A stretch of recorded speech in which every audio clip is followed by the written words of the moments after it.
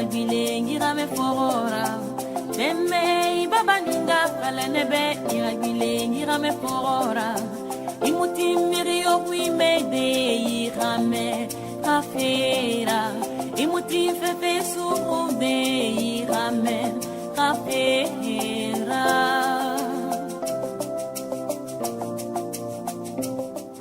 Mesdames, Messieurs, merci pour votre fidélité qui nous honore à Manège. Manège qui accueille ce jour une femme dynamique aux casquettes plurielles, Marthe Élise Tanque. Bonjour et bienvenue à Manège du Savoir, bienvenue à la CRTV. Bonjour Madame Tonière et merci de m'avoir invitée à cette émission, cette fabuleuse émission Manège du Savoir.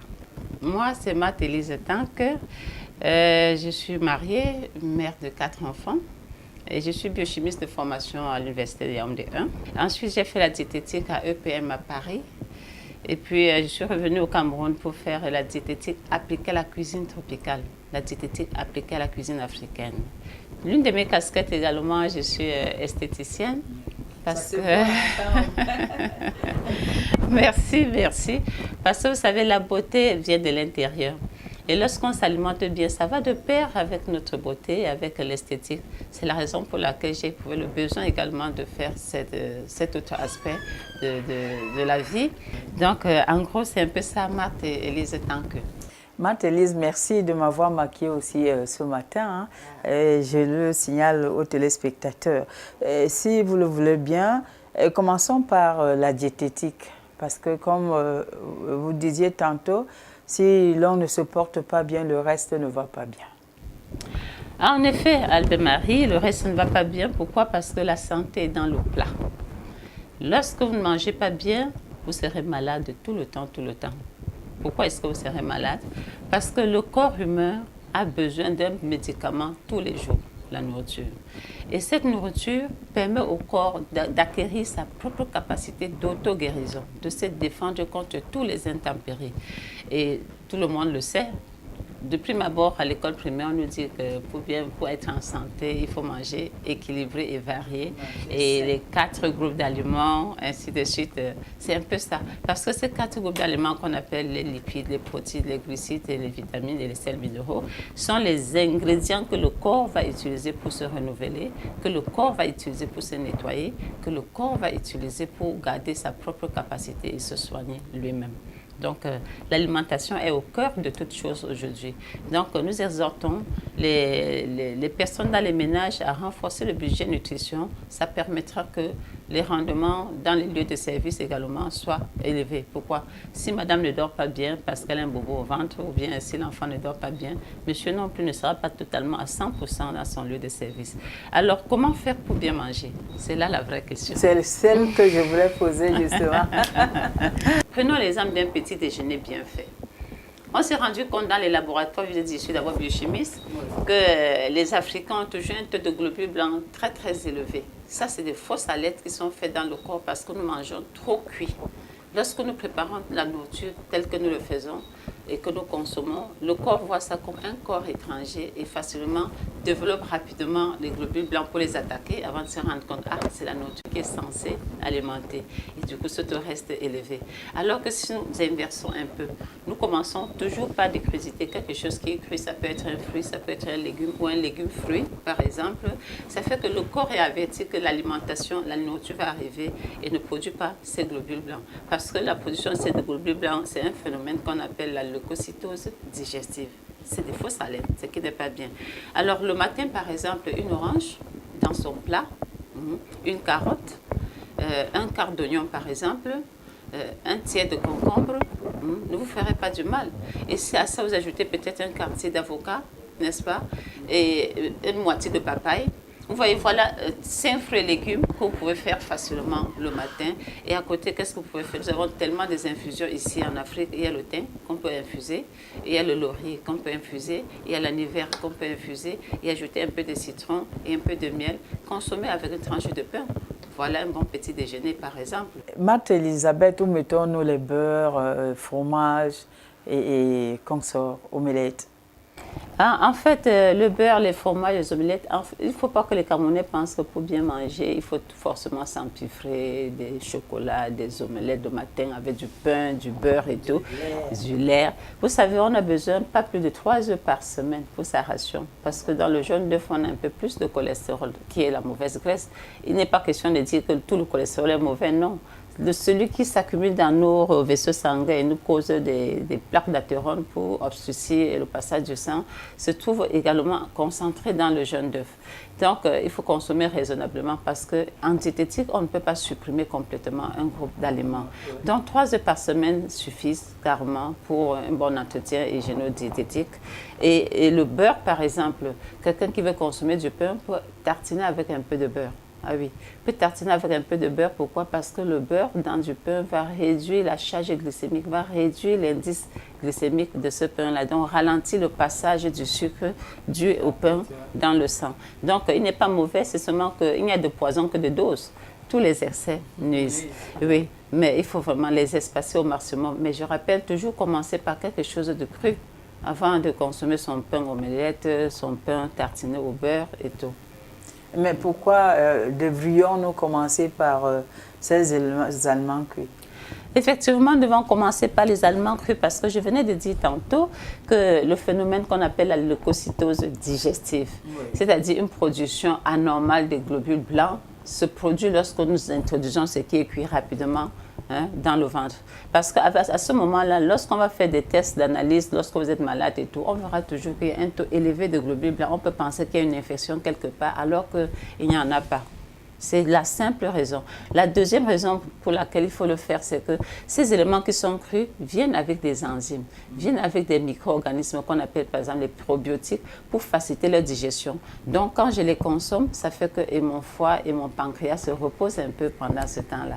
Donc c'est pour préserver ces organes nobles qu'il faudrait commencer par quelque chose de cru. Et d'ailleurs, s'arranger à ce que au courant de la journée, notre alimentation soit 50% cru, 50% cuit. Le sous-bassement, c'est le cru, quoi. Ça, comme je le dis souvent, manger, c'est comme construire une maison. Je fais d'abord une fondation. La fondation, dans mon plat, c'est tous les éléments qui peuvent me donner de l'énergie. Donc, c'est les amylacées, c'est-à-dire les pâtes alimentaires, les tubercules, les féculents et tout. Et également les huiles. Lorsque je fais une fondation, on dit qu'il faut que ce soit en proportion avec le genre de maison que je vais monter.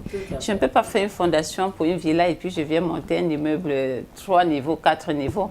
C'est le phénomène de l'obésité que nous voyons ici dehors. Et mes murs, c'est quoi dans mon plat? Mes murs, c'est tout ce qui est protéines, donc tout ce qui est produits laitiers, tout ce qui est pistaches, haricots, soja, arachides, tout ce qui est viande et poisson. En proportion équilibrée. Ensuite, je vais mettre les portes, les ouvertures. Sinon, je vais faire comment pour entrer dans la maison? Je vais faire une charpente et puis mettre la toiture. C'est ça qui devient une maison. Alors, dans mon plat, c'est quoi les ouvertures, la charpente et la toiture? C'est les fruits et les légumes. Vous voyez que ça a une place de choix. Et on appelle ça les éléments de protection.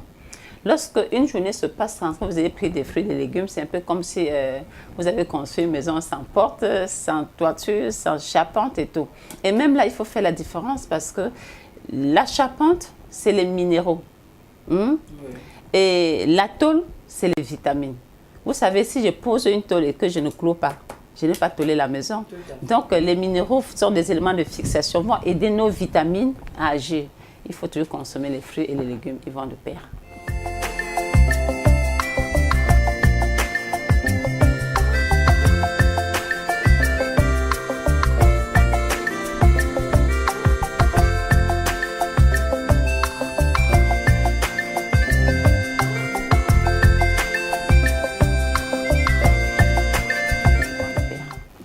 Autre chose, Marthe Elisabeth, c'est les régimes qui font un peu problème parce qu'on ne sait quand il faut le faire et comment.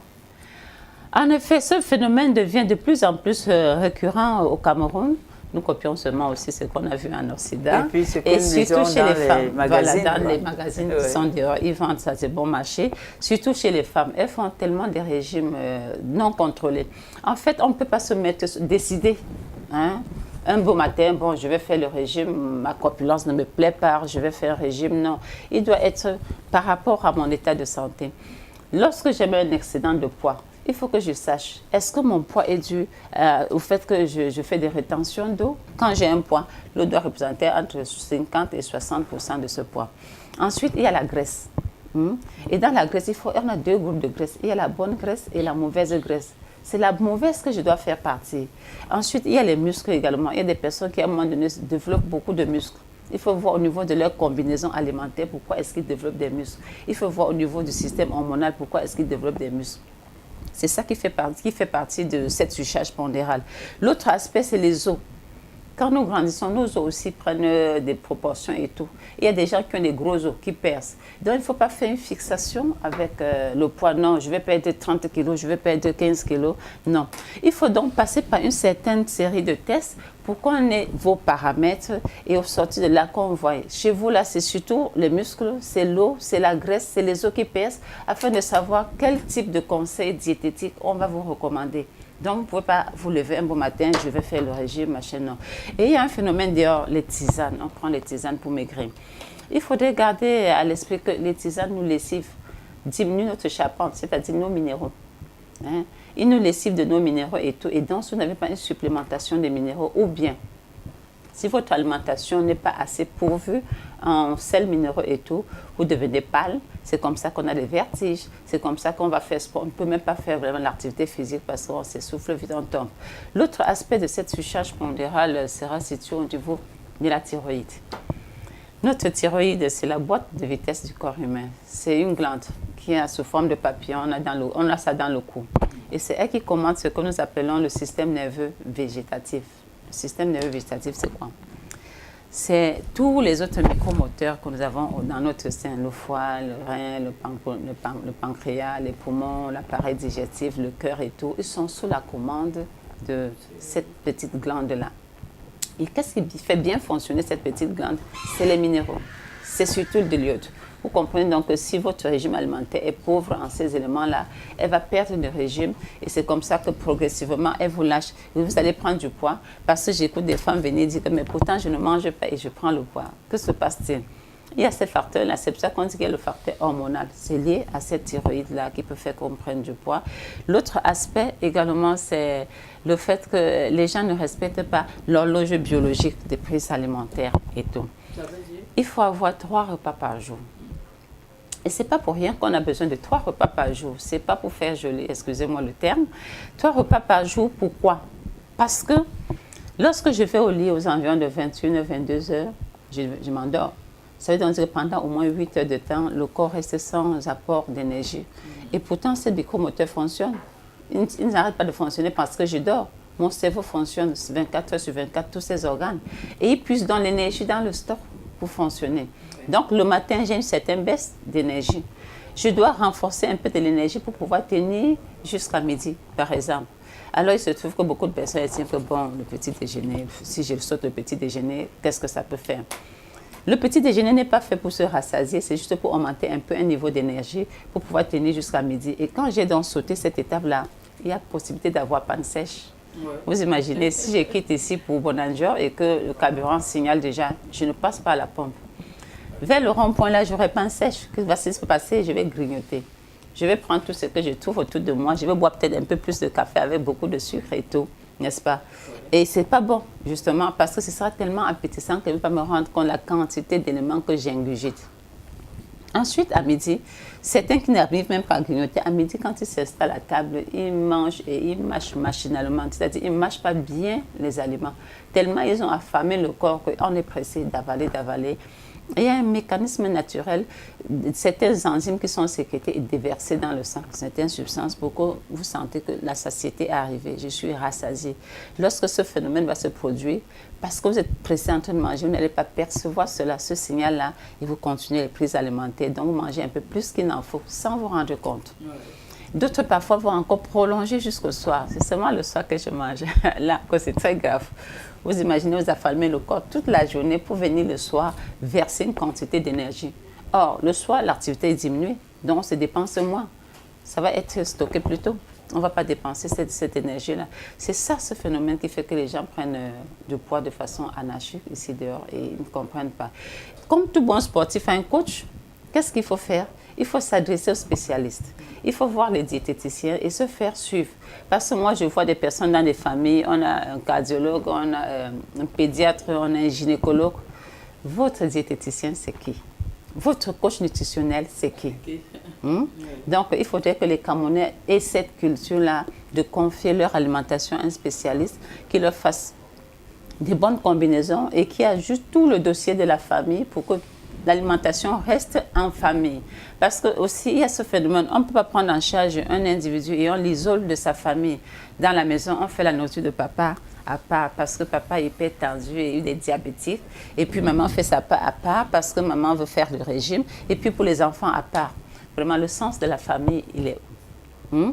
On devrait pouvoir faire des mêmes repas en incluant tout ce que ça comporte, notre culture et tout ça là, pour que les repas restent en famille et surtout pour que pendant que papa il trouve son compte parce qu'il est diabétique et hypertendu, maman trouve son compte parce qu'elle a une surcharge pondérale ou bien les deux et que les enfants également profitent pour avoir une alimentation saine. De cette façon, nous pouvons prévenir l'obésité chez les enfants. Et quand on parle du poids physiologique, c'est quoi? Ah oui, le poids physiologique, c'est le poids lorsqu'il permet à tous vos micromoteurs, le foie, les reins, les poumons, le pancréas, la rate, l'appareil digestif, le cœur et tout, de bien fonctionner. Hein? Il est très différent de ce qu'on appelle l'indice de masse corporelle, qui est la corpulence. C'est le poids divisé par la taille au carré. Le poids physiologique, normalement, pour chaque être individu, et chacun devrait le faire pour pouvoir contrôler son degré d'obésité ou d'embonpoint, c'est la partie décimale de votre taille, plus ou moins 2. Ça veut donc dire que quoi? Si j'ai 1,70 m, mon poids physiologique doit être au maximum 72 kg ou au minimum 68 kg. Ça veut donc dire que si j'ai moins de 68 kg, je suis en train d'évoluer vers la malnutrition, vers la dénutrition, vers un poids insuffisant. Et si j'ai 72 kg et si j'ai plus de 72 kg, je suis en train d'évoluer vers la surcharge pondérale, et l'obésité. C'est ça le poids physiologique. Et on devrait avoir ça à l'esprit pour nous permettre d'équilibrer et de contrôler nos prises alimentaires et notre hygiène.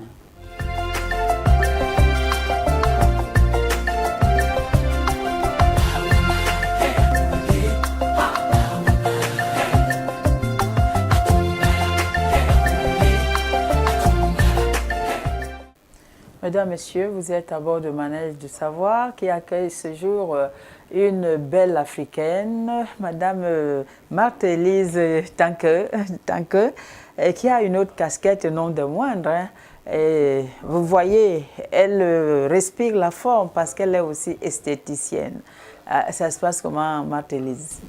L'esthétique, c'est une passion. C'est pour ça que j'encourage mes sœurs, mes frères, de faire ce qui les passionne. C'est ça le plus important. Il ne faut pas dire je vais faire telle chose parce que ça me donne plus d'argent, machin et tout. Parce que quand ça vous passionne, vous la faites avec patience et bien. Et vous vous amusez même en le faisant. Oui, vous vous amusez en le faisant et l'argent suivra. L'argent viendra après. Donc l'esthétique, j'ai découvert cette casquette lorsque je me suis lancée dans les compléments alimentaires. On jouait et tout. Et puis on a dit, il y a des produits, il faut pouvoir les promotionner. Il faut pouvoir vendre ces produits-là. Et puis, avant, je ne me maquillais pas, je ne faisais rien, ça ne m'intéressait pas. Et c'est comme ça que j'ai commencé à m'intéresser à l'esthétique. La première chose aussi, c'est que la peau, c'est un organe, comme tous les autres organes. Et c'est l'organe le plus large du corps. On doit l'entretenir. Parce que ce premier organe, c'est lui qui protège tous les autres organes. La peau aura environ 7 couches.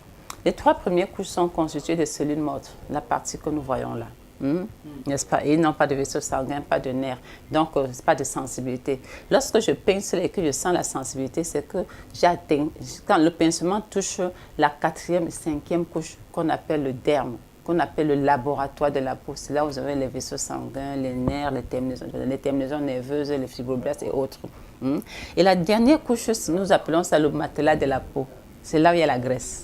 Elle est constituée de cellules graisseuses qui ne sont pas là pour nous nuire, qui servent de tampons, qui amortissent les chocs et tout ça.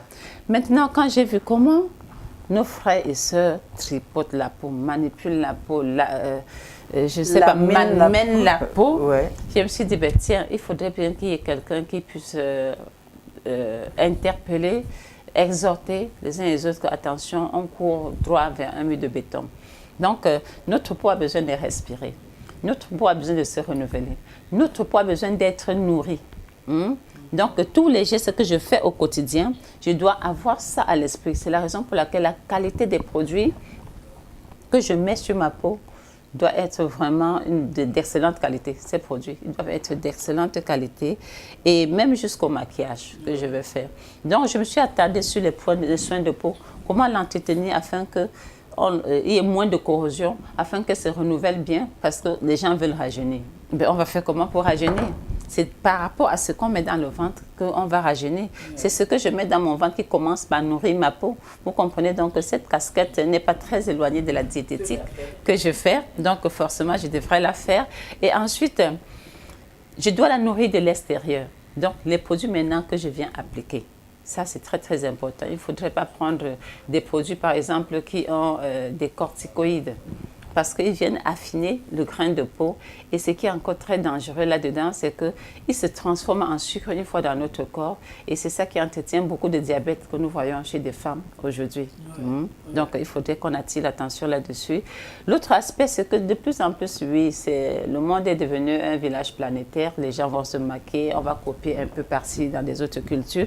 Mais la qualité des produits que j'utilise pour faire mon maquillage, pour parfaire ma beauté, parce que la beauté naturelle, déjà, c'est de l'intérieur et tout, que vous soyez maquillé ou pas, on va la voir. Oui. Et lorsque vous mangez bien, vous n'avez pas un teint gris, donc vous n'avez pas besoin de mettre un produit éclaircissant pour camoufler justement le mauvais état de la peau. Parce que moi, je dis souvent, la peau, c'est un organe à part laquelle on peut mener l'enquête. En regardant votre peau, on peut savoir si vous mangez bien. On peut savoir si vous êtes malade ou pas. Il ne vous arrive pas souvent que quelqu'un vous dise mais vous êtes pâle, que se passe-t-il? En vous regardant la peau, on peut savoir si vous avez bien dormi ou pas. Parce que quand on n'avez pas bien dormi, votre peau ne se renouvelle pas bien. Elle ne se décharge pas les neurones ne se déchargent donc pas des toxines qui restent dans le corps et assombrissent davantage le teint. Donc, il y a déjà l'alimentation. Ensuite, il y a les produits qu'on va mettre sur la peau, qu'on va appliquer. Ensuite, il y a les maquillages. Nous avons beaucoup de produits faits avec des dérivés de pétrole sur le marché, des produits bon marché et tout, que les jeunes femmes appliquent un peu partout là. C'est vrai, ça donne de la couleur, ce qu'on regarde est joli, mais est-ce que l'esthétique est alliée à la santé? Parce que pour une fois, il faut faire un bon mariage entre l'esthétique et la santé. Oui, parce que les deux doivent aller de pair. Moi, je prends un exemple, les fards que les femmes mettent un peu partout au niveau des yeux. La peau autour des yeux, les contours des yeux est très fragile, très fine et absorbe rapidement. Donc, pour détruire ma vision, tout ce que je peux faire, c'est mettre ces produits-là et ils vont détruire ma vision, par exemple. Alors, ça vous sert donc à quoi de vivre aveugle parce que vous étiez en train de vouloir des produits bon marché pour faire un peu briller la peau et tout. Donc, il faudrait que les femmes fassent attention à ces produits qu'elles mettent sur la peau, surtout au contour des yeux et tout. Deuxièmement, il y a la façon d'utiliser ces produits de beauté. Je vois une femme qui se maquille, dont elle met les fonds de peau, n'est-ce pas? Elle est jolie et le soir, elle va dormir avec. Il faut comprendre que quand on dit maquillage, ça va avec démaquillage automatiquement le soir. Pour que ma peau puisse respirer. Parce que ces produits vont boucher les pores. Il faut donc que je démaquille le soir, juste à ce que je n'ai plus les traces des fonds de peau et tout, des fards que j'ai mis. Et pour que ma peau puisse se renouveler, il faut qu'elle respire bien, il faut qu'elle soit aérée. C'est le rôle du démaquillage. Donc, il y a beaucoup de choses à faire. Et nous travaillons également dans notre cabinet avec des esthéticiens. Nous les recyclons par rapport à cela, parce que le marché est très grand. Une esthéticienne du 21e siècle, n'est-ce pas, ne devrait plus se contenter seulement de dire les produits appliqués sur la peau, devrait donner quelques notions de diététique, comment s'alimenter, parce que la peau va avec la digestion. Si je ne disais pas bien, je n'ai pas une belle peau. Si je ne disais pas bien, je n'absorbe même pas les nutriments que j'ai dans mon alimentation et donc ma peau n'est pas nourrie. Nous faisons donc les recyclages des esthéticiens de temps pour moi, ici au cabinet, aussi pour leur montrer comment faire les soins de peau. Parce que vous imaginez une esthéticienne qui prend la peau du visage avec violence et ne fait pas le mouvement dans le sens qu'il faut. Elle renforce les rides du visage. Les rides très naturelles du visage, elle va renforcer les rides au lieu de les étendre. Vous imaginez une esthéticienne, par exemple, qui ne va pas faire les bonnes combinaisons des masques ou bien des gommages. Elle va détruire l'équilibre naturel de votre peau. C'est ce sur quoi nous mettons l'accent lorsque une esthéticienne vient pour se recycler chez nous à Viva Saint-Part. Le temps imparti est presque à son terme, mais un mot de votre vie associative, parce que vous nous disiez tantôt que vous étiez présidente de l'association des femmes émeraudes. Oui, en effet, nous l'avons fondée en 2000. Femmes émeraudes, c'est une association dont les femmes ont la même tranche d'âge et qui sont là pour la promotion sociale, culturelle, le développement socio-culturel et économique des membres. Et ensuite, Femmes émeraudes, c'est des femmes au grand cœur. Des femmes qui peut-être n'ont pas les moyens d'aller faire les dons forcément tout le temps, mais elles ont des idées, elles mettent le temps à la disposition des personnes vivant avec le VIH pour aller les sensibiliser et aller dans d'autres associations pour montrer aux gens comment vivre avec une personne qui est infectée par cette pandémie-là, parce qu'elle nous concerne, nous tous. Donc c'est ça, les femmes émeraudes, les femmes au grand cœur. Également, les femmes émeraudes sont des femmes qui essayent de promouvoir l'entrepreneuriat. Elles m'ont encouragée à ouvrir un cabinet diététique et nous toutes, nous sommes des chefs d'entreprise, les femmes émeraudes. Pourtant, au départ, quand on créait, personne n'avait une entreprise. Donc, c'est un peu ça, encourager les gens à découvrir leur vraie capacité, à exploiter au maximum leur capacité, à se soutenir mutuellement, la solidarité et l'entraide. C'est ça, les femmes émeraudes. Pourquoi? Parce qu'on dit souvent, si vous êtes le seul riche parmi 9 pauvres, vous êtes le 10e pauvre. Donc, il ne faut pas chercher à être seul développé. Seul. Si vous êtes une personne très, très développée, dans un pays très sous-développé, vous êtes sous-développé. Ça, c'est sûr. Donc, c'est un peu ça. En dehors des femmes émeraudes, je suis également dans l'ONG Esperanza Kids. Là, c'est les orphelins. Là, c'est la culture. Nous essayons de trouver des familles d'accueil pour des orphelins. Nous achetons pour les indigents parce que certains sont orphelins à 100%, d'autres c'est seulement le papa qui est décédé et on se rend compte que la maman ne s'en sort pas, ou bien la tante qui s'occupe de l'enfant ne s'en sort pas. Il faut qu'on lui apprenne des petits métiers, comment elle peut se débrouiller pour passer. Il faut son autonomie et ensuite il faut qu'on lui montre sur le plan diététique des combinaisons moins chères qu'elle peut utiliser pour bien nourrir ces orphelins-là. Et cet orphelin a besoin de livres de calcul, de livres de lecture, des cahiers et tout. Pourquoi nous avons exploité ce pan? On s'est rendu compte que la plupart des associations, des élites font la bourse de l'excellence, on vient primer les meilleurs. Mais on ne s'est jamais demandé, celui-là qui n'a pas pu être excellent, c'est pourquoi? Il y en a qui n'ont pas pu être parmi les excellents parce qu'ils ont manqué le livre de lecture, parce qu'ils ont manqué le livre de mathématiques et tout. Donc nous essayons de chercher ceux-là qui vont rejoindre le groupe des excellents. Il y a également l'interculturalité entre les chefs traditionnels. Les chefs traditionnels du Cameroun doivent se fréquenter. Les chefs traditionnels d'Afrique doivent se fréquenter. Nous nous sommes rendus compte que lorsque vous prenez le passeport d'un chef traditionnel du Cameroun, les visas que vous avez à l'intérieur, c'est soit Schengen ou bien des États-Unis. Pas des visas des pays d'Afrique, parce qu'ils ne se fréquentent pas.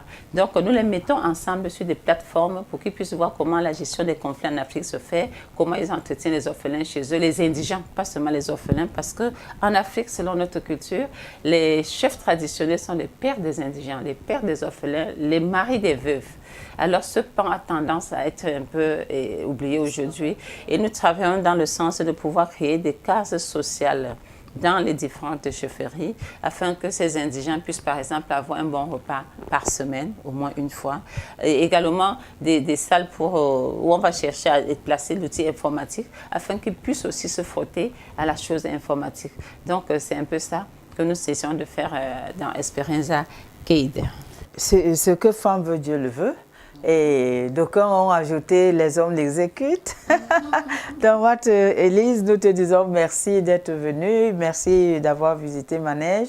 Bon vent et beaucoup de courage. Et je souhaite une longue vie à Manège du Savoir parce que le Cameroun regorge beaucoup de femmes très, très dynamiques. C'est vrai, je suis féministe et tout. Et j'aimerais que ces femmes connaissent Manège du Savoir, qu'elles viennent s'exprimer et qu'ensemble, on construise un Cameroun prospère pour nos enfants. Mesdames, Messieurs, excellente journée en compagnie des programmes de la CRTV.